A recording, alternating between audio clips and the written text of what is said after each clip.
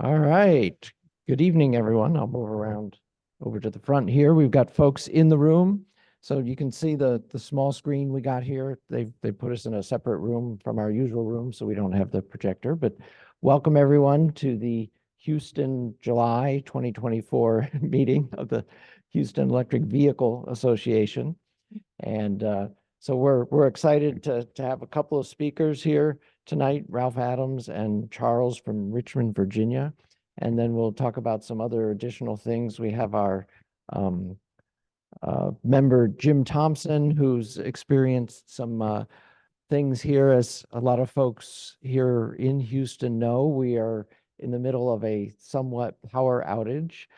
My house in particular is not powered anymore, but talking with members here, they're having fun plugging in their refrigerators to their Hyundai Ioniqs, because that's a car that you can get an adapter for and plug in something like a refrigerator, regular 120 volt AC type outlet that is powerful enough to run a refrigerator and fan, lights, maybe your Wi-Fi router. Those are the kinds of things that we're finding are the most important since we've been out since Monday. But glad to hear that some of the folks in the room have gotten power in the last day or so, something like that. So first, as I mentioned there, Jim, you available to just say a couple of lines about how your system is set up right now? I see your name on the list of participants, but Sorry, I got confused on the unmuting. But yeah, I'm here, and I don't have anything prepared to present, but I'm happy to spitball it for 5 or 10 minutes and take on any questions. yeah, if you can just talk for 5 minutes about who you've got as your retail electric provider and how it's working at your house. Uh, Now, that would be good. Yeah, just right now, because that way Mhm. folks, all of the folks will get an idea of what are possible. Because I kind of take you as a leader in getting your house power outage proof. Okay.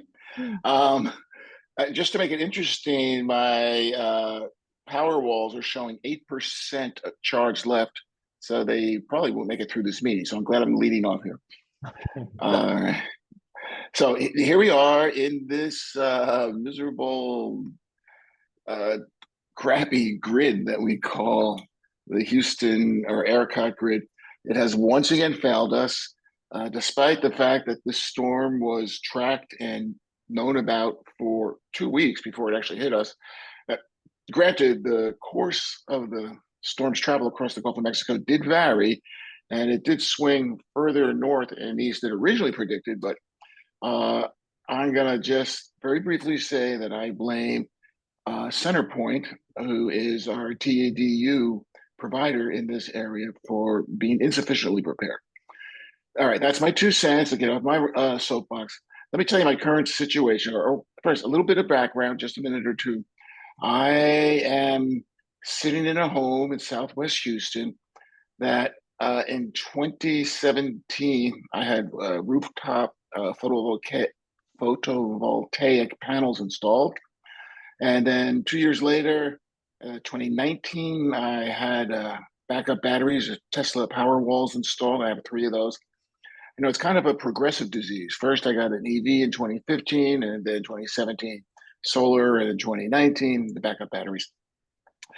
And they've been doing really well. And I've given a presentation to this group in the last year or so about how everything's working really well. But starting in May of 2023, I joined a VPP, a Tesla virtual power plant, where they pool or congregate multiple batteries.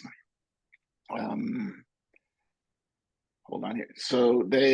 I joined that, and they monitor with their AI software the power that is stored in your batteries, predict how much you're going to need till the next time you can charge it, next time sun's up, and they sell your quote unquote excess power into the grid.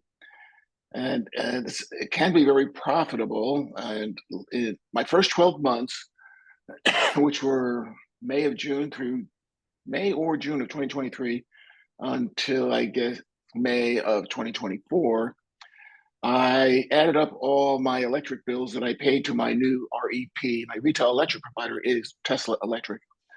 And over the course of that 12-month period, my total out of pocket was $19.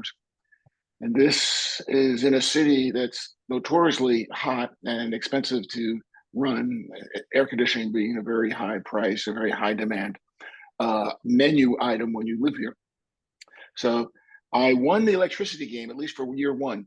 I don't know if that's going to continue in the future or not. More and more battery parks are being built, and they'll be providing electricity to the grid.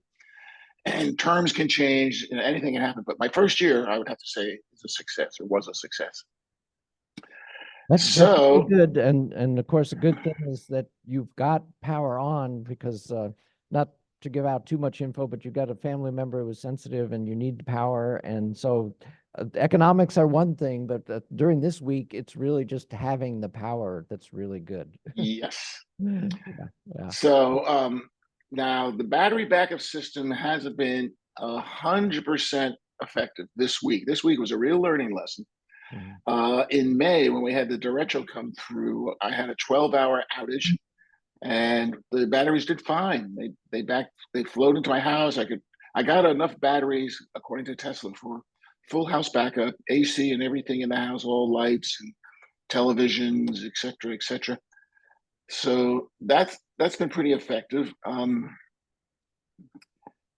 on a second here. All right, there. Then this week has not been quite as happy a situation. The storm came through Monday morning. Like most of Houston and all of Southwest Houston, we lost our power source, our grid. The grid is showing not available. The batteries kicked in and they powered the house all day. They powered it all through the first night. And next morning we woke up, we had about 20% left on the batteries. So that was Tuesday. Tuesday during the day, we were running around trying to manage our electric consumption. First thing I did was turn off the pool. That's a big power suck. And we raised the thermostat a couple of degrees to reduce our AC running, and turned off all extra lights and all. And we sailed through Tuesday, and we sailed through Tuesday night by the skin of our teeth. Wednesday morning, woke up, very low charge in the battery. I think it was like 5 or 9, single digits, 9% maybe. But we made it. And then when the sun came out Wednesday, the solar panels got illuminated and they started pumping electrons into the batteries, and they charged up Wednesday, but not that high. Instead of going to bed with 80% or 88, we went to bed with about 60%.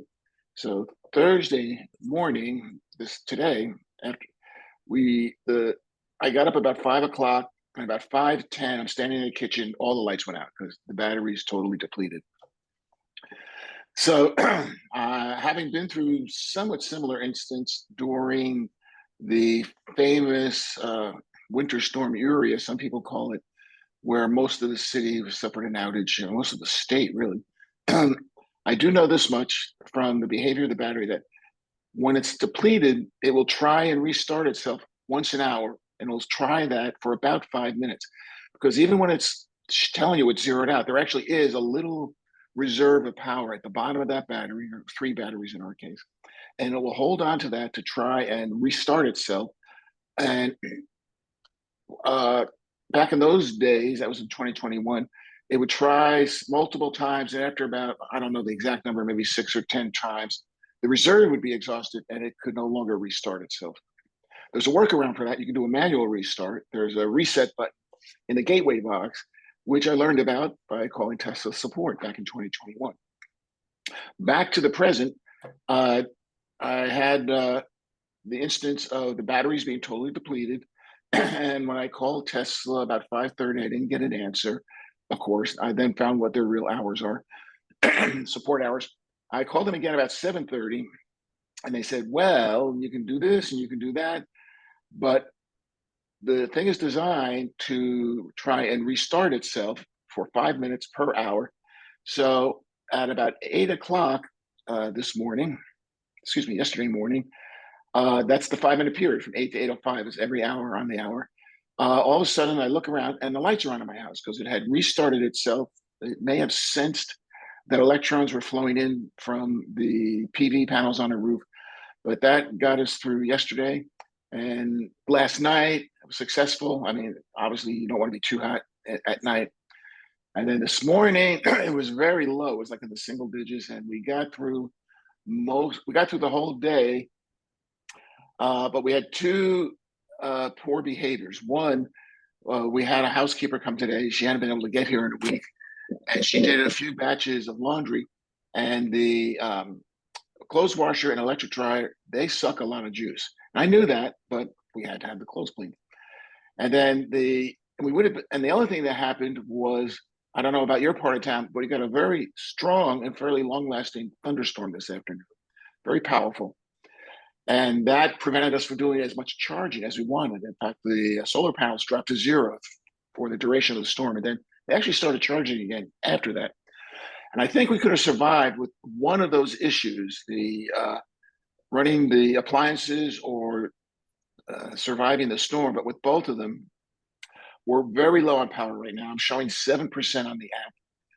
And it usually quits at about 5%, so 5 or 6%. So I will probably not make it to the end of this meeting because the iPad that I'm on will probably have a battery power, but my internet connection will go away when the batteries stop powering the house. So that is a brief summary and history of how I got to here. Great, Jim, and I'm glad you mentioned the various things because I'd like to keep things current. I'm really glad we've got our scheduled speakers, but I also want to talk about what's relevant to people in Houston this week, and that's namely not having power maybe to charge up your EV. In fact, on the way here, I had to stop off at a supercharger because I couldn't charge at home, and my wife slept in the car last night, which in order to have air conditioning. I slept in the house with no air conditioning, but she slept in the car. So that took it down. And that was our plan because I knew that the supercharger a few miles away from our house would allow me to charge up before coming to this meeting today. So as I say, I want to keep things current as to not be so negative in their problems, but how we manage with our EVs. Yeah, Robert.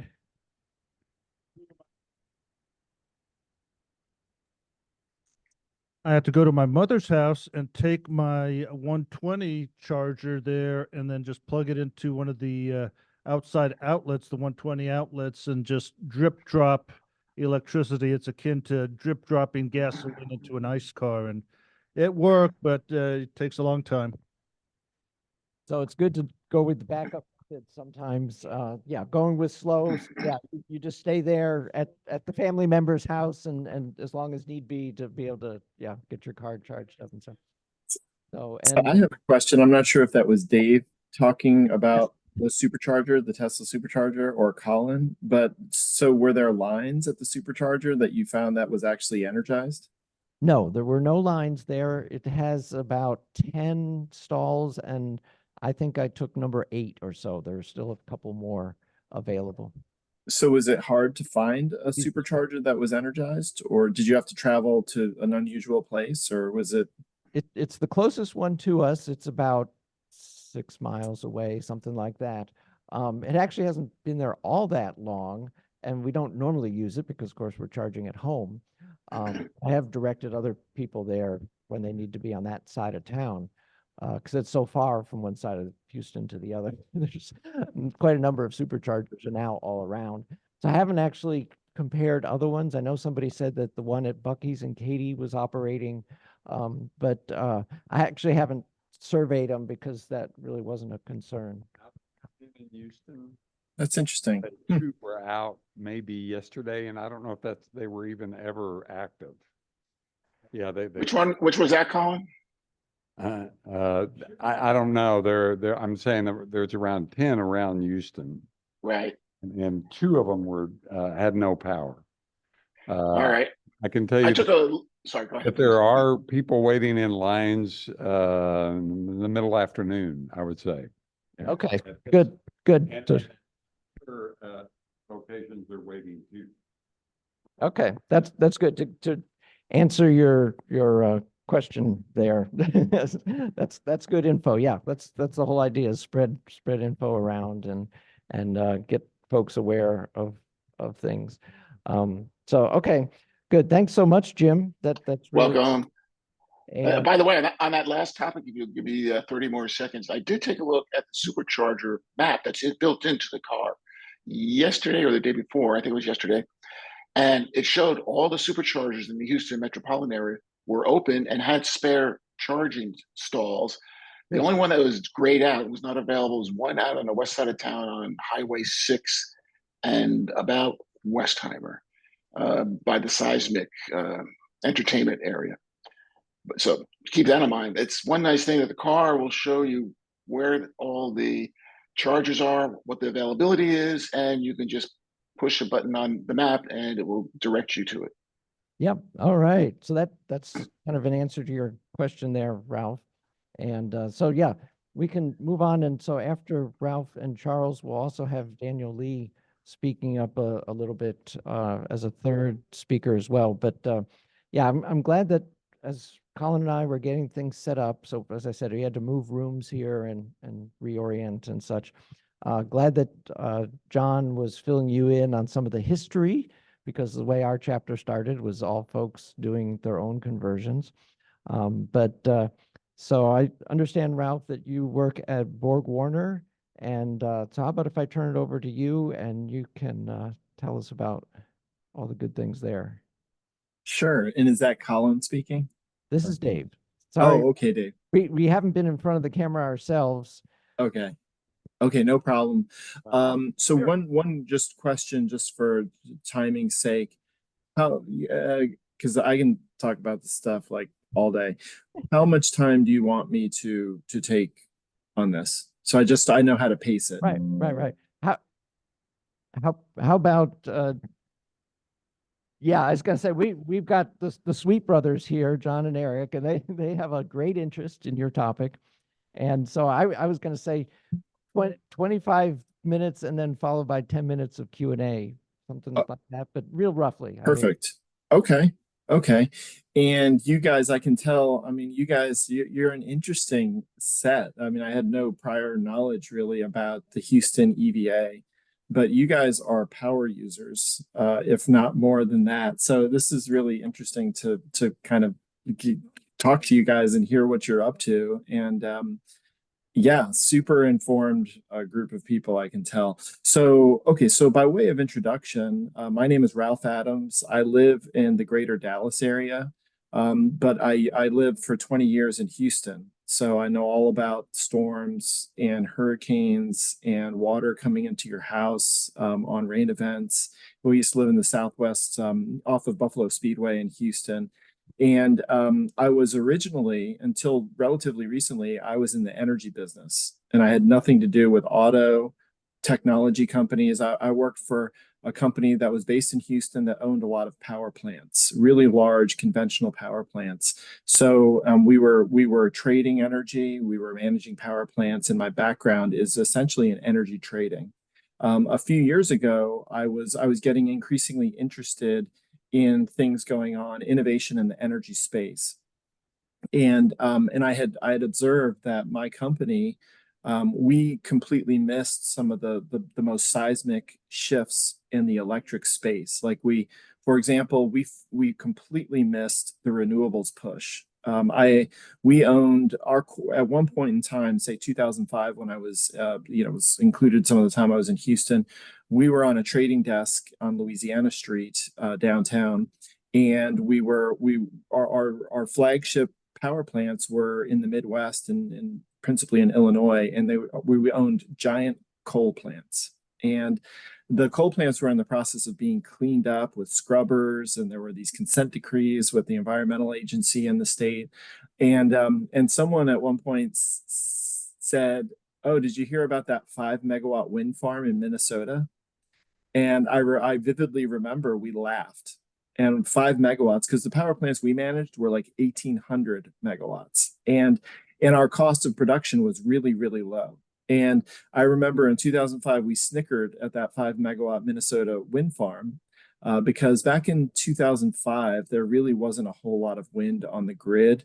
Prior to 2000, there was zero utility scale wind on the power grid. And if it wasn't utility scale, it basically rounded to zero. So, but we ended up, we thought wind was this totally subsidized technology. This is the government picking winners and losers. This is a silly idea. But anyway, fast forward to more like 2020, and we saw a giant industry, a global industry of wind and renewables grow up. So somewhere around that point, leading up to 2020, I was starting to kind of get wise to the fact that there's other potentialities. We were certainly changing our portfolio, and we were much more natural gas heavy. Then I started getting interested in storage technologies that could help time shift that resources, like if there's a lopsidedness to solar and when it's available and when energy is needed. And then I got interested in, I thought EVs was a very important kind of new demand area that would grow. And then I learned about vehicle to grid, which is making the vehicle into a little power plant. And that, to me, and where I come from, we were all about understanding power plants, not from an operation standpoint as much as, I mean, we fueled them and all, but we managed the commercial revenue.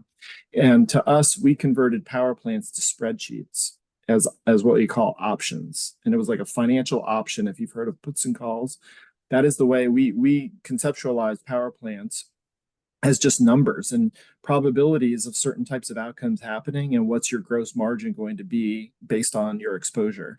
So to me, a tiny little vehicle, especially if it's aggregated into with millions of other vehicles, was just a power plant of some size. So I was in the space from my old seat working in the energy industry, and I became aware of vehicle to grid and this company on the West Coast called Nuvi, which is a pioneer in vehicle to grid and has interesting patents and technology. I was trying to work with them from my old seat, and because there's a lot of potential growth for a traditional generator in terms of innovation in the space, which we missed the renewables, and I thought EV could be our thing. My company still wasn't very interested. I ended up just joining Nuvi during the COVID time. And so I've been in the space for going on 4 years. I no longer work for Nuvi. I'm now with BorgWarner, which BorgWarner manufactures the vehicle to grid chargers that Nuvi uses in its projects. And I've really had a wonderful kind of experience overall. It has not been easy, and it's not always been fun, but I have learned a ton about electric vehicles, vehicle to grid technology. We have real projects for real vehicle to grid. And I find them very exciting. I think there's a huge value proposition in buying, if you build a power plant, you invest all that capital, and that power plant can do one thing. And what it does is it generates electricity. You input a fuel and it outputs electricity if it's non-renewable. With a vehicle, what I find is intriguing is that like the Ford, this is directly Ford says, I've heard them say this, your typical light duty residential vehicle is only used 5% of the time. And so they said, what if we could do something else with the other 95% of the time? So now you have an asset that you've purchased principally for transportation that costs you some amount of capital, that all of a sudden, if it were internal combustion, the value of that other 95% of the time when it's idle is exactly zero. But if it's electric, and if it can confer grid benefits or back up your home at times, it creates value. So you've had one capital expense for a vehicle that you needed that has this extra benefit. And that's just kind of a quick summation of the way I see V2X. And I think that you guys are clearly a visionary group. You are like you're way before innovators, I think, even in some respects. You are innovators, but I see you just on the leftmost part of that adoption curve. So I spend my days talking with people about vehicle to grid technology. I'm not the engineer. I don't create the chargers, but what I'm trying to help this industry do is to use my energy background to figure out how do we commercialize these really interesting inventions. And so I end up sitting in a space now that is really unique because, traditionally the auto industry kind of sat and did its thing. It manufactured internal combustion vehicles, it distributed them and through dealer networks, et cetera. And then you had the utility industry, which sat completely separate And basically, utilities looked at auto dealers and auto manufacturing plants and offices for GM and Ford as basically just any other commercial type user or industrial user. But now what's happening with electric vehicles is this, it's disruptive at core, like literally disruptive. And what's happening is the auto and electric industries are coming together in ways that are new. And so a lot of times, say from an engineering perspective, engineers on the auto side, when they're thinking about a vehicle and how to engineer it and design it and what safety features it needs, as it's getting plugged into the power grid, the utility side is all of a sudden just naturally saying, well, we're going to weigh in on that vehicle. And then the auto people are like, well, why do we need you to weigh in on this vehicle? And then the utility side saying, well, because it's plugged into my network. That's a conceptual conversation. They're actually, part of the problem that we have today is they don't even know that they don't know about the way they're kind of coming together. More and more utilities are intuiting this. The autos are, the Ford F-150 Lightning is very much premised on, vehicle to home capability. So basically I can go on and on these topics. So I think some of you are aware of BorgWarner, legacy tier 1 automotive company. We have like 50,000 employees global. The company is very much trying to transition in response to electrification trends and has now built up a considerable portfolio of manufacturing electric motors, cooling systems. I'm in the charging unit. The company also manufactures electric vehicle battery cells in places like South Carolina. And so, I'm happy to talk with you about deployments we have. We have real deployments in V2G and we're in vehicle to grid, which is distinct from vehicle to home or vehicle to building, because vehicle to grid is where you're like a little power plant and you discharge energy back to the grid. Yeah, A vehicle to home or vehicle to building is set up in a way that the energy flows back to the site, but it doesn't go past the customer's meter to the utility. Vehicle to grid or whatever aspect of it that is your field is what we want to hear. But sure. Folks here are interested in all different directions. And I also just want to mention, folks online, you can type into the chat and we will be able to pull up questions there as well as ask questions verbally of Ralph. Sure. And let's see, I put together a little some talking points here, and I want to make sure I definitely speak to things that you guys are interested. So we talked, so V2G is the vehicle discharging energy back to the grid, just like a power plant. And if you have solar and you can sometimes push energy back to the grid and get paid by the utility, that's a vehicle to grid type use case. So I think I framed a little bit about why it matters. So, and one other thing I'll say about why it matters is that all EV technologies today are kind of struggle with economics. They're not economic. Just like in 2005, when my colleagues and I, we were correct in saying that 5 megawatt wind plant could not compete with our very low cost generation coal plant. Okay, to give you a sense, but what we missed is the fact that our coal plant was generating at $12 a megawatt hour. And that's what we missed was we sort of missed it, is that the federal government was going to pay that wind farm up $20 to $22 per megawatt hour production tax credit for generating. So basically what we missed is that there was a policy signal, and it was the George W. Bush's administration that rolled out that production tax credit for wind, and we missed that signal. So what I'm trying to say here is that EVs today, there are all sorts of issues on economics. There is significant funding that in various segments, sectors, and also regions. There's federal funding, there's state funding, and to try to improve these things. But when we work with some very savvy developers that they say, hey, I'm going to be in the business, this new business of electrifying, for example, school buses. And they will structure transactions and leases or mobility as a service, basically, for schools, and so schools don't have to outlay the capital to have an electric bus. But where I'm going with that is these people, they know all this stuff is expensive, and there's there's funding out there that they access, but they look at vehicle to grid and they say, the vehicle to grid on its own, the potential revenues of the vehicle in the marketplace are not sufficient on their own to make their expensive project happen. So they still need EPA funding or state funding. But what they say is, listen, where V2G comes in really interesting to them, and these people are Wall Street types at the end of it. Their investors are private equity companies, and they think a lot about in returns. They say, listen, what vehicle to grid can do is it can take my 11 or 12% return on offering this electric vehicle product, service, and it can add 2 to 3 or 4 percentage points to that 11% return. So the 11% return with V2G, this is their concept, becomes more like 13, 14, 15%. And if you know private equity people, they're going to be very interested if they can get that extra 3 or 4% return. So these are some of the economics that the industry is trying to get at and trying to unlock. So maybe we talk a little bit of specifics.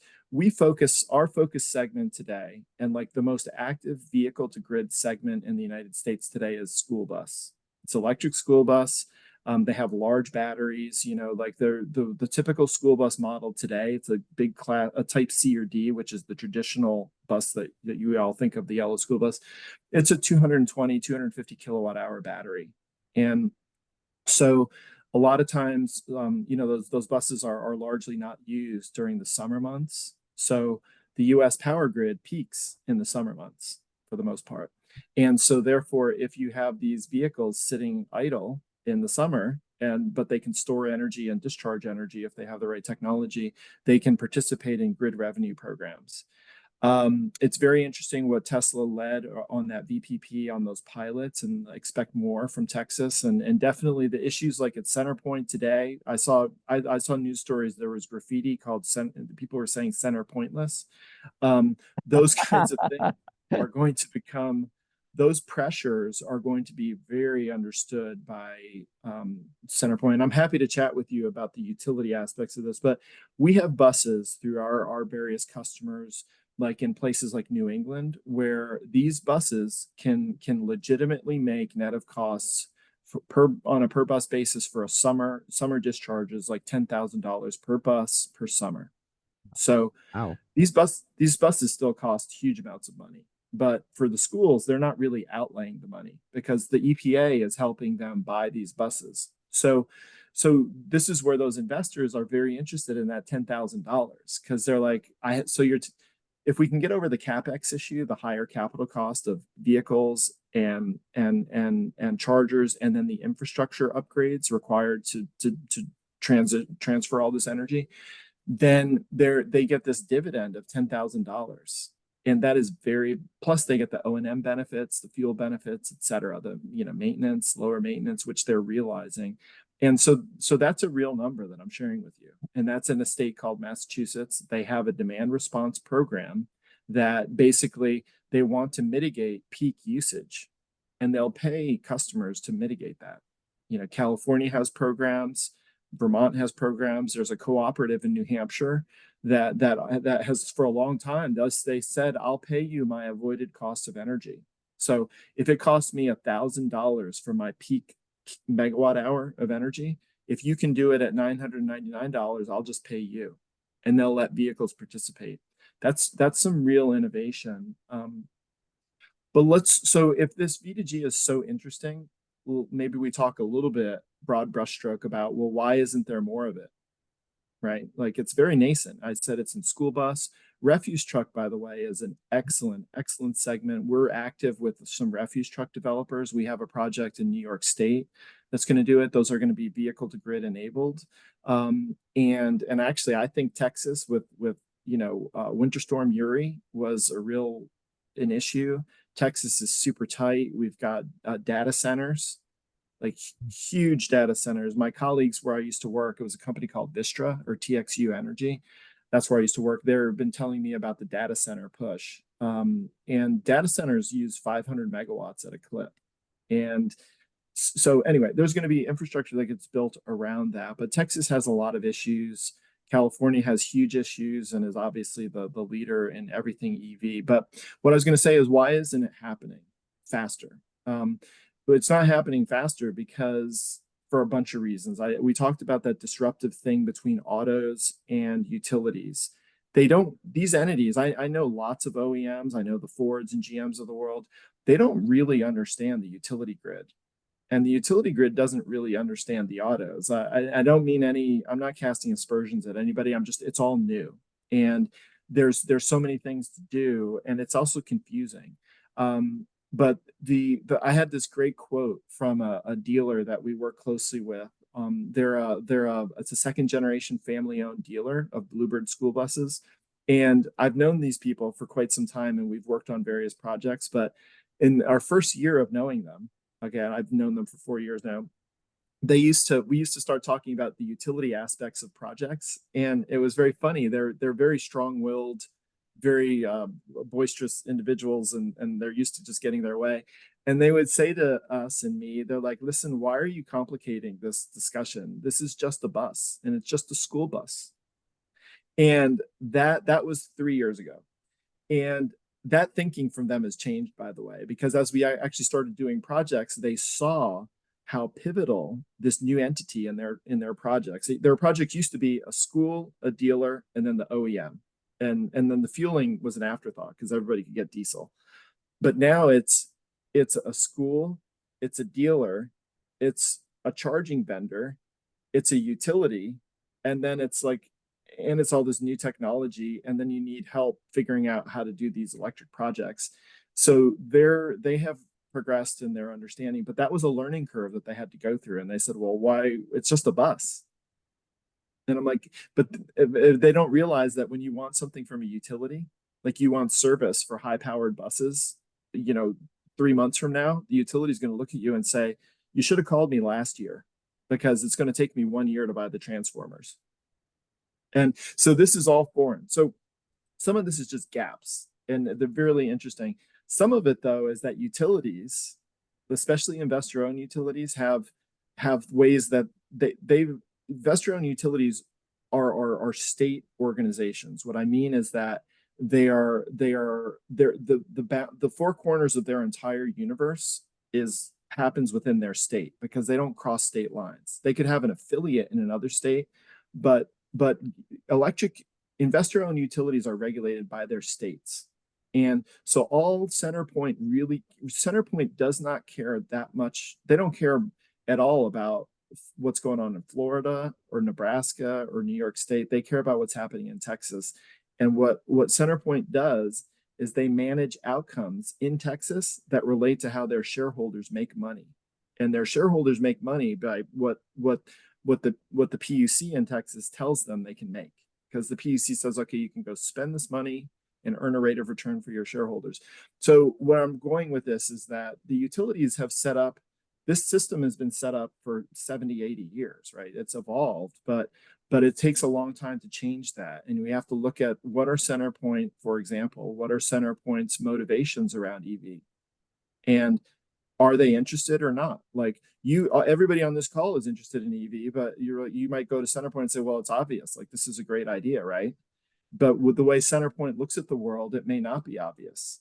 And they might be saying, well, I'm already dealing with a lot of rate pressure issues. I'm just making this up. I'm dealing with a lot of issues on ratepayers, and I don't like to upset the apple cart and bring in new thoughts or new ideas because I'm still trying to thread the needle on this other initiative that has to do with solar or the way I recoup metering expenses or the way we accrue the tax component, blah, blah, blah, blah.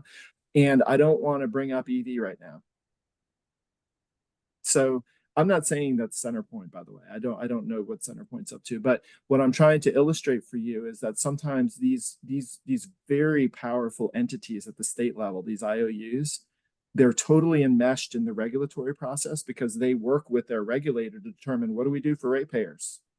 How do we make all this happen? CenterPoint will definitely be worried more about reliability than they're going to be worried about EVs at this moment, right? So, yeah. And that makes sense. But so there's a lot to kind of work through to try to, but we need to work with the CenterPoints of the world and the IOUs of the world. And Okay, so that's a snapshot. So there are definitely deployments in the spaces that we focus on, which is medium and heavy duty vehicles. You know, a lot of school buses are coming out. Texas is going to be seeing some of these electric school buses. I think the virtual power plant concept is very amenable to Texas and the issues that we have today.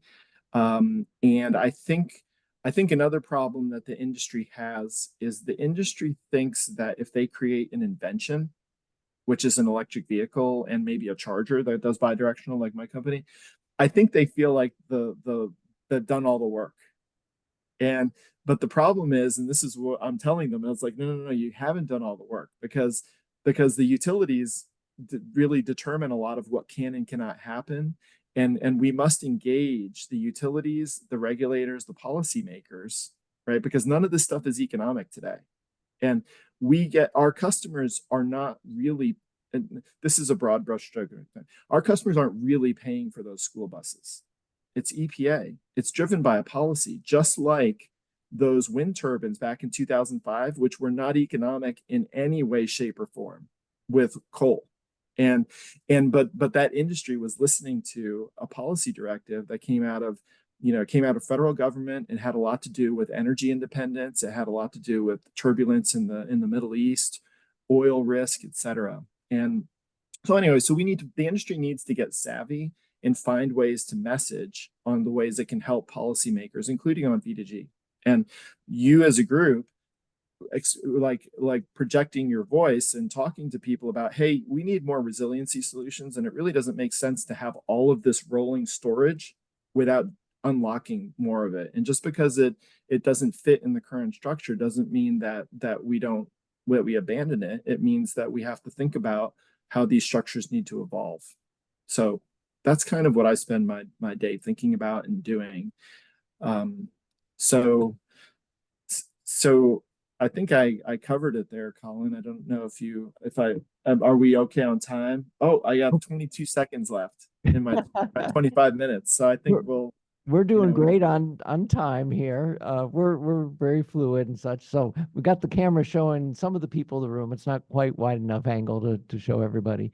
So we'll have an opportunity for questions from people in the room. But this is great to hear about the economic side, because we've heard over the months, and if you'd like to, you can go back on our YouTube channel where we put all these recorded meetings at. We've had speakers from the electric school bus project, and they are promoting it because they're saying, hey, we've got all these young kids with young developing lungs, and diesel exhaust is the worst thing you can put right in front of their noses as they stand in the street corner waiting for their school bus. And, so as you've already mentioned, school buses are taking off all across the country.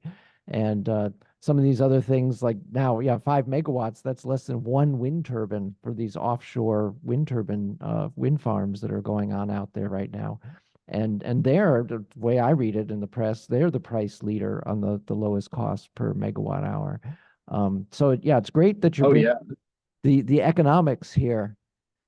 Oh yeah, no, the economic piece is very important, and the technology. I don't think we should expect this new technology to just supplant, internal combustions right out of the gate. But if you look down the road, you can see, well, once you have production lines, once you use robots to build these vehicles rather than build them by hand, once you have more, battery capability manufacturing, an industry gets smarter. Like we're rolling out a 2nd generation charger that has a significantly better architecture and a lower price point. So I see the industry evolving. I wish it would go faster, but I do see the things that are going on. And by the way, I'm also happy to chat about what the light duty, like OEMs, are doing, or how they're looking at V2X, because they are basically all of them. Every name you can think of that's an international dealer or manufacturer of vehicles, they're all thinking, oh, V2X is a thing and we're going to need it. And some of them are thinking about it because they're reconceptualizing what a vehicle is, right? I think people have probably heard it. The EV is more like a computer than an internal combustion engine, and the way it communicates And they definitely are interested how they have a price point problem, right? Because a F-150 Lightning at $90,000 is a lot of money for people, and they need to get that 90,000 price tag down. But they're also thinking about how do we make this thing that people buy more valuable? Because if you raise the value or cut the cost, you're going to help adoption. And this is a personal opinion. I think it's very, very difficult for the OEMs to sit and transition internal combustion organizations over to electric, and to have built out an internal combustion production capability, and alongside it run a full-blown electric vehicle production capability. That's a lot of capital. I think they want to, or should want to, accelerate that transition and lower their risk. Well, and Ford loses multiple tens of thousands on every $90,000 Lightning that they sell currently with their production costs, which brings in something that you haven't mentioned, and that is the country of China and how much they are leading in EVs. Huge. You may know that in the US it's like 7-8% of current new car sales are electric, and Europe is beyond that, and China is way beyond that. And of course, the Chinese manufacturers learned by inviting Volkswagen and General Motors and so forth over for how to build production lines for making quality cars. And Right. China's followed the same path that Japan did. First, low quality cars, and now, of course, people go after Lexuses and Infinities. And the South Koreans did the same thing, first with small, low cost cars. Now they have Genesis, which is available both as gasoline and as an electric vehicle. And next on the market are the Chinese cars. With a friend in Mexico, she's a dean at the Autonomous University in Mexico City. She said Mexico's full of Chinese cars, both gasoline and electric now. So well, and yeah, I mean, the strategic element for China on EVs is, I think, massive. And I think China basically looked at the internal combustion vehicle industry, and they're like, we're not going to be able to make headway there. But EVs changed all that, and they decided we can get into this and do this. And the trade tensions with China, the tariffs, and the recently raised tariffs are problematic. I definitely think that there's a national interest at play between U.S. and China in EVs. Definitely, China has moved a lot faster. They were talking about a $20,000. BYD was talking about a $20,000 passenger vehicle into the U.S. market. I think that's like a big headache for Ford, right? If not worse. So yeah, I think the China piece is huge, and they're going great guns on. Yeah, if you noticed our background, our light in the room, nobody was moving around because we're so intently paying attention to what you're saying, and without movement, the lights in the room go off after a certain number of minutes. But we move a little bit and they come back on again. So yeah, the room should be visible there on at least in one little square on my Zoom screen. And so before I turn it over to folks in the room for questions, I just want to be sure. I don't know if you can see the chat, but Charles put a question out here. Do you think utilities should be in the charging business or just supply the power? Gasoline car technology boom when gasoline producers decide to get into the business of pump stations. So do we need utilities to do the same? This is different. People are going to have different reactions, and some very strong on this. Where I come from, which was competitive power markets, we were often, there was a lot of tension between utilities that are regulated, that have captive customers and monopoly territories, versus entities that don't have captive customers and are competing in the marketplace. And there were tensions because the competitive participants would say, well, the utility is crowding us out, and they have all these other benefits and they're crowding us out. This is a hotly contested one. I think utilities are going to be tremendous enablers. You're not going to be able to get rid of them. One of the great quotes that I have in this industry that really framed the powerful nature of especially investor-owned utilities came from a very high up executive, very candid, who said something to the effect that, you know, we definitely talked to the OEMs, and they think they're great because they have a vehicle with a battery and telematics. But what they don't understand is that I own the wire that fuels that vehicle, and nothing's going to change that. So there's a theme of customer ownership, which I think if you're Ford or GM, you very much care about customer ownership, right? Like Ford, people buy Ford products, and the utilities also have a claim on customer ownership. And so, okay, so I think utilities need to be involved. I think they need to be properly incentivized, and so that they give the free market enough room to operate and to be innovative. But utilities on their own cannot move, will not do anything huge or big or that will create scale without the approval of their regulator. Okay, these are investor-owned regulated utilities that I'm talking about. And so it's very important that those utilities get the right opportunities, that they get the right signals, that and voices like from everybody on this phone call and constituents of those utilities need to tell them what they want. So I think utilities can be tremendous enablers. California, one of the reasons California has so many EVs is they do lots of stuff for EV to help EVs. And if you look at the utility regulatory approved expenditures by state in the United States of America, so this is approved funds to spend on EV stuff.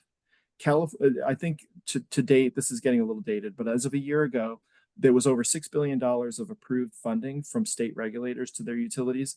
Over $3 billion of it was in California alone. So that's not all the funding, but that state funding is critical. So what I'm telling you is that California utilities can move the needle a lot faster and harder than states that have only, you know, committed $50 million. Mm-hmm. Good. And I like how you say a year ago is dated, because a lot of people look at things a lot older than that and think they're current. And as I tell people, the industry here just keeps on changing so quickly. So let me hand the microphone to Bill, and then. Sure. In Houston, we have this group called Evolve Houston, and I think CenterPoint is a major backer of it, and Evolve Houston promotes the adoption of electric vehicles. Of course, there's a strong incentive to sell more electricity, but I wonder if you have any comments about that and whether it goes beyond the obvious. Oh, okay. So is the question, why is CenterPoint interested in supporting EVs? Beyond selling more electricity, yes. Okay, beyond selling more electricity. Okay, so one of the things about it's important to understand about regulated utilities is they're given a monopoly territory that no one can compete with them. So CenterPoint delivers the energy in their network. Nobody else can deliver energy, but I think you all know CenterPoint doesn't actually sell you your electricity. You get electricity from other parties. So basically, I think as a whole, this is my opinion, and I think this is pretty on target. The utilities are not just brushing off EVs. I think they understand that EVs are a tremendous opportunity. And if you think about, a level 2 charger in an average home, I understand is thought to be either the first or second largest user of electricity going forward. So that in the first or second, the alternate is air conditioning. So if you think about what that means, adding all of this need for electricity to these utilities, the business economics are powerful. And another thing that I was trying to get at, these utilities are given a monopoly. They're given a territory. They can earn a rate of return, but there's a more complex and nuanced compact between the utility and the state it operates in, basically society. And so these utilities are often called upon to help execute on policy. So for example, some utilities were told by their states like, hey, we care about renewables. The utility may or may not have cared about renewables, but the regulator will say, we care about renewables. Our constituents and people who voted the governor in care about renewables and cleaner air. So what we want you to do, okay, as part of our relationship, is we want you to create a program that's going to buy wind and solar. and for your ratepayers.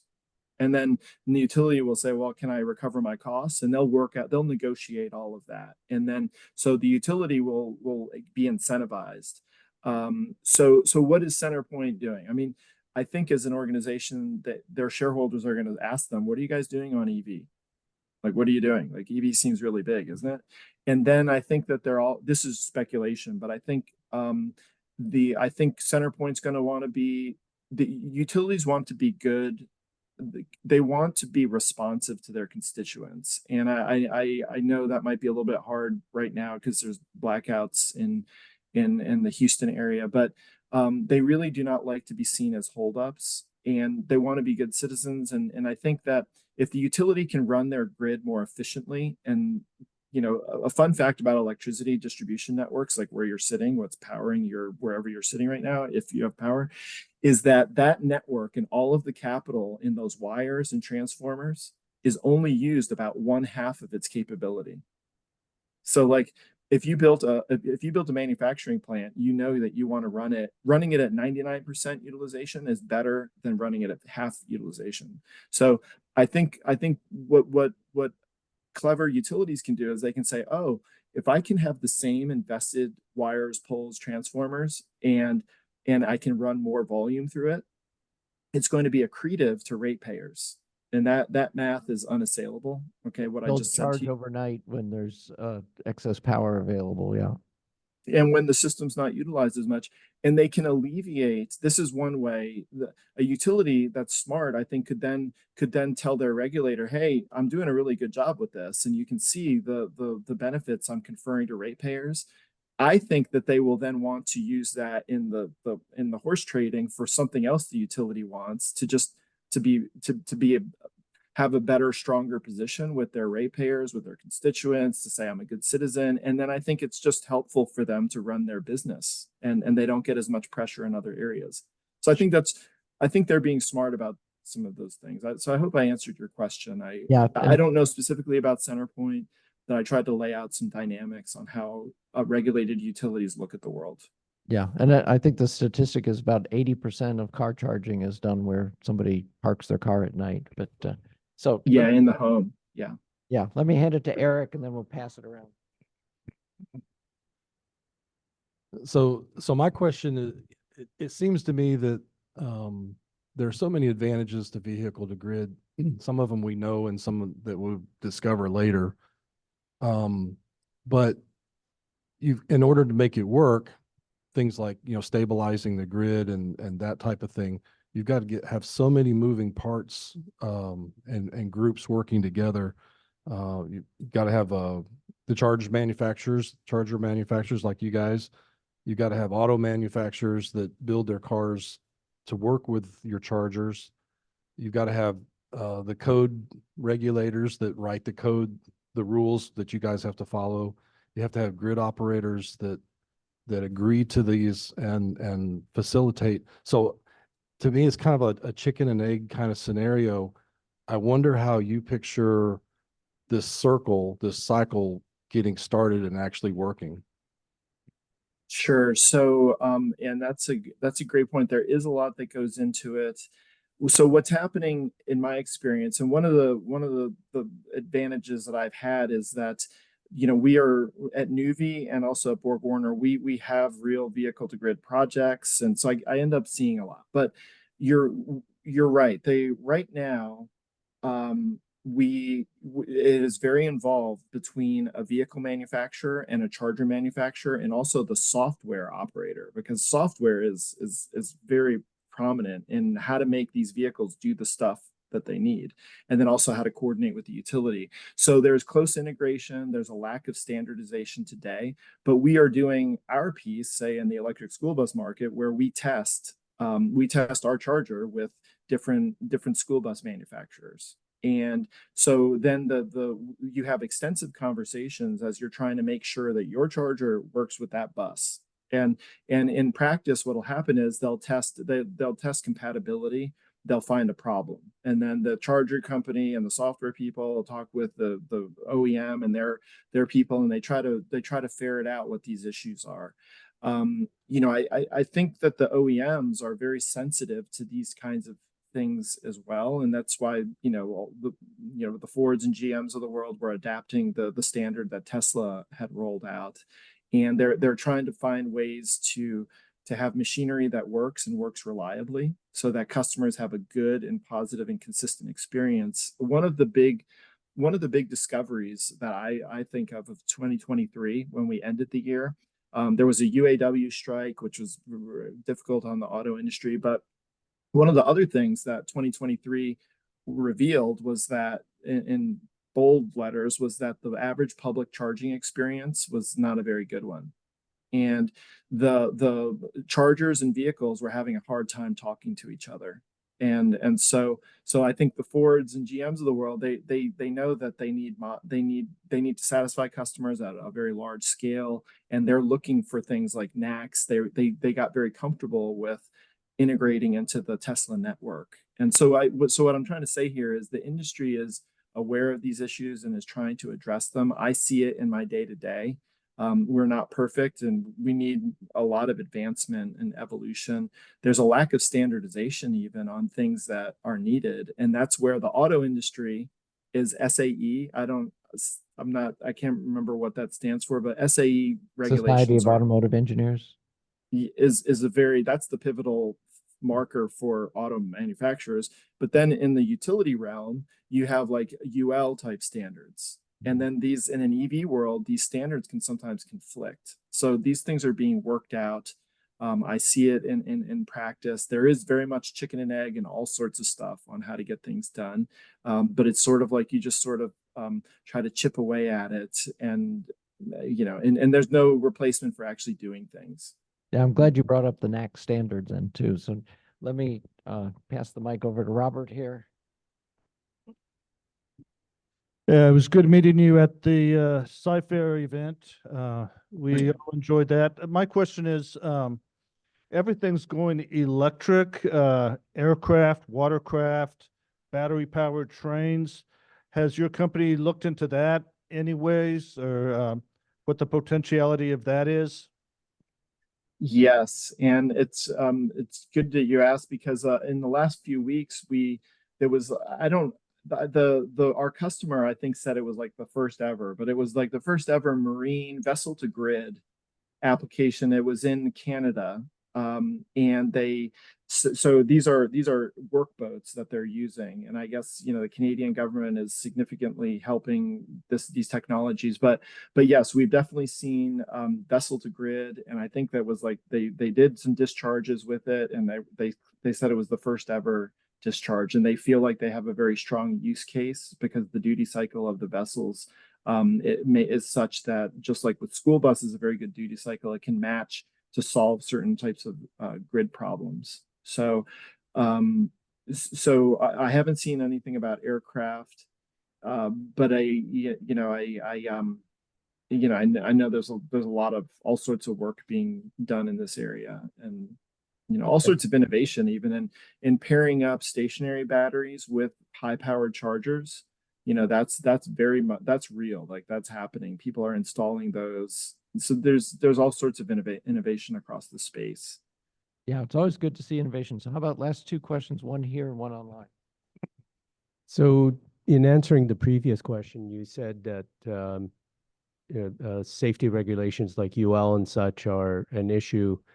Having had to work through that for various stuff I've worked on for work, I can see vehicle to home would be pretty straightforward, but vehicle to grid could be quite a mess. Do standards like that exist yet?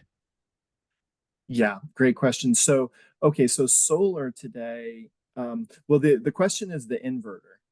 And we're not going to have a chance to get into this, but the utility industry has specific needs and requirements of that inverter, and they know lots about solar inverters. But there is a standard in place of a UL 1741 SA that where those approved UL 1741 SA approved inverters are, you know, can interconnect with utilities in the United States. So so your charger needs to be UL 1741 SA certified, and we have them, some other people have them. So that's definitely there, and the utility industry drove that requirement, and then they're comfortable, that they have the right safety features built in. One quick note I'll mention is that our charging product is a DC charger, so the inverter is not on the vehicle. The inverter is in the charger, whereas I think most light duty vehicles are typically the inverter is in the vehicle, and that is a super problem for the utility industry, because not only do they have certain requirements of inverters, but they've never seen inverters that move around, right? Because solar projects don't walk around. They're used to the inverter being at a specific street address, right? And it's bolted to the ground. So it's a puzzle. What do you do about AC and AC V to G? Okay, which has a lot going for it. But what do you do about that inverter that could be one day at my house, the other day at my work, and want to discharge? But they're working that out, and it's called UL 1741 SC. So that's the standard. So they're really close, and the OEMs they're all over this bidirectional vehicle thing. Okay. And Yeah. the last question here from Jim on line. Can you talk a little more about electric waste trucks? They seem ideal to electrify away from diesel. Thanks. And I might Yes. also add recycling material trucks, because we now have 2 trucks. They both look pretty much the same. Call them a refuse truck or whatever. But now in the neighborhoods, you get 2 of these going with, Yeah. go a few tens of feet and stop, and go a few tens of feet and stop. Yes. Yeah, no. So refuse truck, we are active in that space. Like the Class 8 refuse, the way we all think of as a garbage truck is I agree with the person asking the questioner. That is an excellent duty cycle. Those refuse trucks, they'll make like maybe, I don't know, like 1,000 stops a day. They never go fast, and they don't go fast enough, and it causes a lot of mechanical problems in those diesel engines. And because they can't kind of, I don't understand all the mechanics, but they can't get the soot out, or they have emissions problems. Their maintenance costs have what I understand from the developers we work with, rise significantly after about year 3. So they end up being very expensive to maintain internal combustion, diesel trucks. So the fact that they don't go very fast, they're energy intensive. I think all of us probably know when the garbage trucks in our neighborhood, because they're extraordinarily loud. I agree. That's a very good segment, and I think you're going to see a lot more on that. The reason you haven't seen more now is that school bus just got out in front of refuse trucks, and the OEMs were building vehicles. I think the policymakers aren't aware fully about how applicable refuse truck is. And so EPA has a clean school bus program, but there's no clean refuse truck program. But I think it's a very, very good one. And actually their duty cycle for when they're back, because refuse trucks typically aren't rolling around at 4 and 5 and 6 p.m. in the evening. If you notice, they're back at the depots. And so in Texas, your peak is going to happen somewhere around 7, 8, 9 p.m. And you could have returned your refuse truck. You could have even done a quick charge on solar, and then you could be discharging into the peak to help ratepayers save money in the state. Wow, I haven't thought about just those few hours between, the end of their runs, get some solar into their batteries, and then they can help with the peak. So, before I give it to Colin, let me give the mic to Robert. Just one comment. If you want to see the totality of the electrification, go to our Facebook page. It's got everything from garbage trucks to buses to school buses, marine, aerial, everything. So, and plus a little bit of renewable energy too. So check out our Facebook page. Hey, Ralph, this is Colin. I just wanted to apologize for the technical difficulties.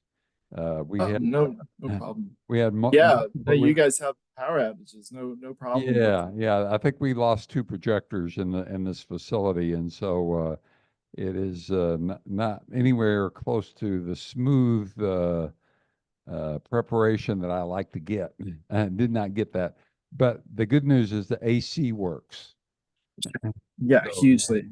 Yeah, that's the important thing. So I have to ask, and you may not be able to answer this question, is Sci-Fair actually doing anything with the vehicle to grid, or can you say that? Well, I mean, when we were there, I think they said they had 10 electric school buses. Right. And I think they were envisioning more. And then, but on a vehicle to grid basis, I mean, there's basically nowhere in Texas is doing it yet.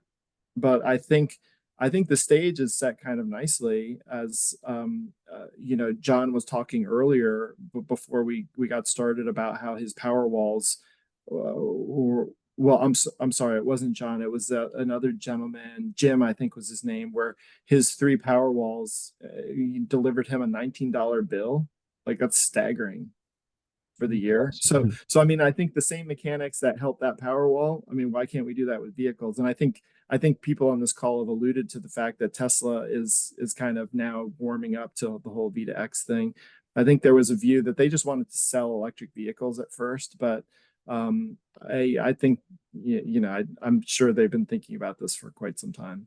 So, but I wanted to thank you also, Colin, for inviting me, and please, you know, and if anybody wants to chat further or has other questions after this or things you think about, you know, I love the topic and I would love to chat with you. And you know, I lived in Houston for 20 years. So, so I like people from Houston, and please feel free to reach out, and you can get my contact information from Colin. Absolutely, yeah. Thank you so much for, you know, I mean, yeah, giving us, I mean, these valuable insights.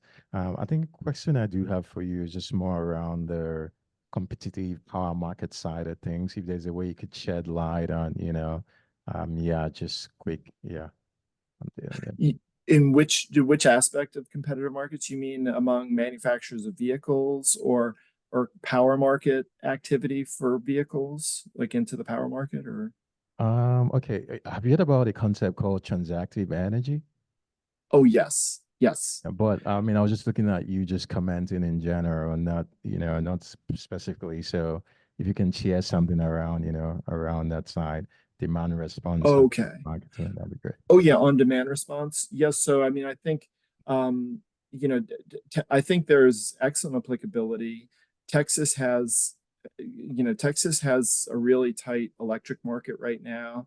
There are definitely issues, and so I think that there are times where, you know, spare capacity, whether it's from solar or stationary battery or an electric vehicle, can be very valuable. And the marketplace understands this and is looking at it. What they're bumping into in Texas is that the regulatory structures, which means the rules of how things happen here in the electric area, they look at EVs and they're like, oh, no, you can't participate. And you say, well, why not? I'm basically just a battery when it's not being operated. And it's like, well, you don't fit. I don't know how to do that. So we need those rules to adapt and change to create that competitive marketplace. But again, to people with my background, where we were power plants, we didn't care if, in a way, if it was coal or gas or solar. It was, to us, it was just monetizing energy. And I think that there's a lot more fungibility in energy from whatever source here. And there are some real issues and obstacles to getting that competitive thing open. There's also people who don't want it open for various reasons, maybe, right? That they're like, well, we like the way things are set up right now. So I think the right voices need to come to the table and to say, this is important, we care about it, and you should care about it too, because there are all these good reasons. And then that's how we make change happen. Yeah, and as you say, those that like the status quo, and then on the other hand, Texas is leading in the country for wind, and it's moving up fast with solar. Oh yeah, yeah. I have to share this. Everybody says, well, you know, Texas is an oil and gas state. You have to remember that, right? So, but then you look at my favorite example goes back to wind, because the United States of America has over 145,000 megawatts of installed wind capability today. In 2000, it was 0. Okay, and of that 145,000 of installed wind, like a third of it is in the state of Texas. Mm-hmm. Like 33% or more is in Texas. Texas is the number 2 state is Oklahoma, and we have like 8 times more wind than Oklahoma does. So what I'm trying to do here is to tell you how big Texas is in wind. Yeah, yeah. But it's not, the story is more, Texas is like money.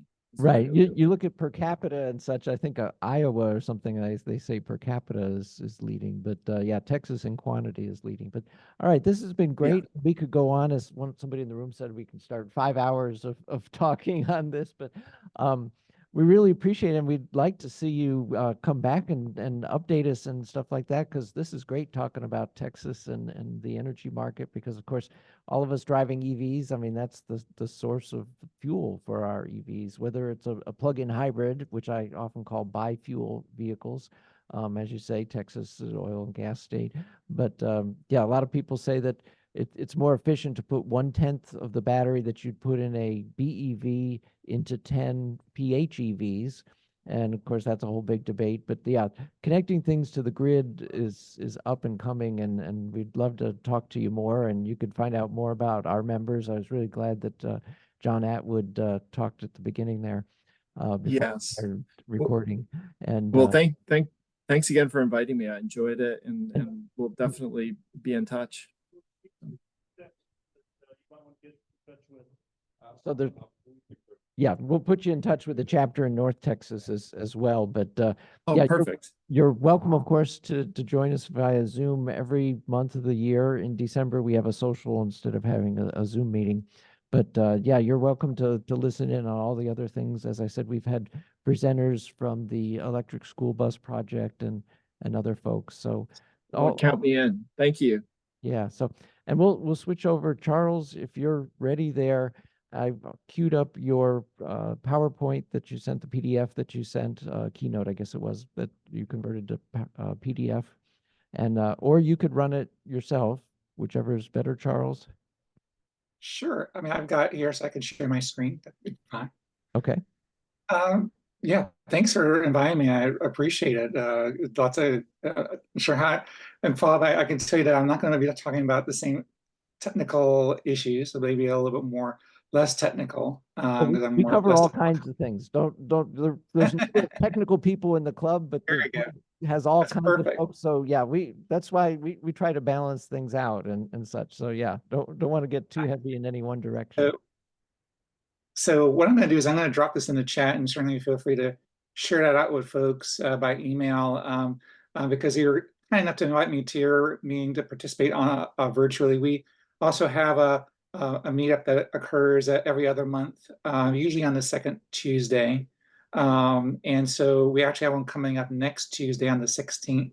And our guest speaker is going to be a gentleman from the EV Politics Project, which I think will be kind of interesting, because it basically was a nonprofit that was formed by a group of EV owners who are also had to be Republican political strategists. And so they were getting tired of sort of how EV adoption or policies related to that have become very partisan. And so they've spent a lot of their energies in terms of figuring out why that is, doing polling about people's views of EVs, and trying to sort of apply the tools of their trade to increase EV adoption. So it should be a very interesting discussion. So you're more than, anyone from your group is more than welcome to join that. It's virtual and also in person. Great. All right, I'm gonna share my screen, and I want to make sure this works okay. So I'll give it just a second. And so You see it? you should see a lovely blue bolt in the middle of a picture. Yep, we see it. Great. Well, thanks again for inviting me here. Let me just make sure yeah, here we go. So just a quick agenda, and I'm going to be tried. I realize it's getting late in the evening, so and energy levels are falling. So I'll try to run through this and then leave plenty of time for questions at the end. But I just wanted to share a little bit about myself and about our group Drive Electric RVA, and then the EV. Talk a little bit about the EV market in Virginia. And then the current challenges that our chapters faced, some lessons that we've learned along the way, and then again, leaving time for questions at the end. So a little bit about me. So this is my Nissan Leaf. It was a 2012 Nissan Leaf that I'd purchased in 2014, in March of 2014. So I've actually been gone electric for 10 years. And as background, I work at the Federal Reserve Bank of Richmond in Virginia, and as a senior managing editor. So my background is in communications, and web content development, social media. I do a podcast for the Richmond Fed, things like that. So all communications related things. So it's been interesting kind of applying some of those tools to EV advocacy work, which is that's my non-paid job. So, when I bought my first EV, my motivation, I'll admit, was mainly, there's two.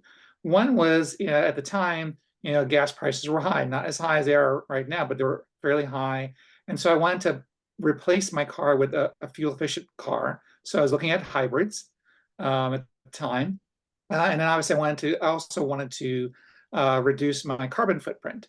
And I'd heard about electric vehicles and I thought, well, I don't know much about this technology.